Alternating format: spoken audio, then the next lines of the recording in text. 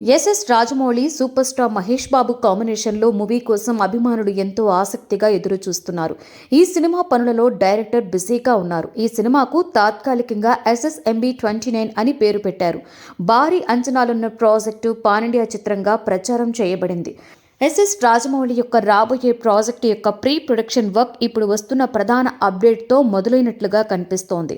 SS Rajamouli చిత్రాలలో తన గొప్ప ఆలోచనకి మరియు భారతీయ సినిమా నాణ్యతను పెంచిన ఘనత ఆయనది.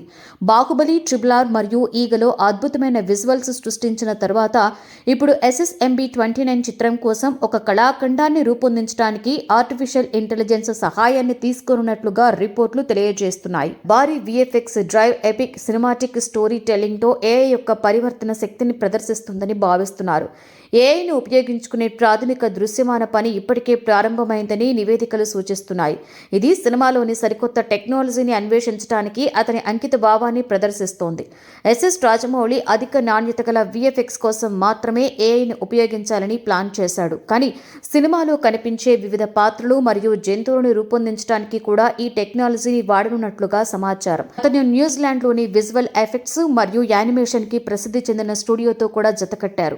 ప్రస్తుతం ఈ సినిమా ఇంకా ప్రీ ప్రొడక్షన్ దశలో ఉన్న కాస్టింగ్ మరియు క్రూలకు సంబంధించిన సమాచారం కూడా ఇంకా ఖరారు కాలేదు.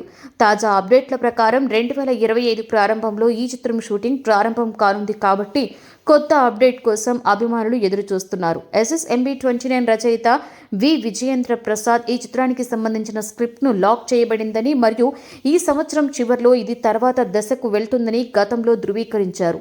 ఈ సినిమాని ఆఫ్రికా అడవుల్లో చిత్రీకరించనున్నామని, VFXలో భారీగా ఉండనుందని సమాచారం. మహేష్ బాబు 2-3 సంవత్సరాలు పూర్తిగా ఆ పాత్రకే అంకితం చేస్తారని భావిస్తున్నారు.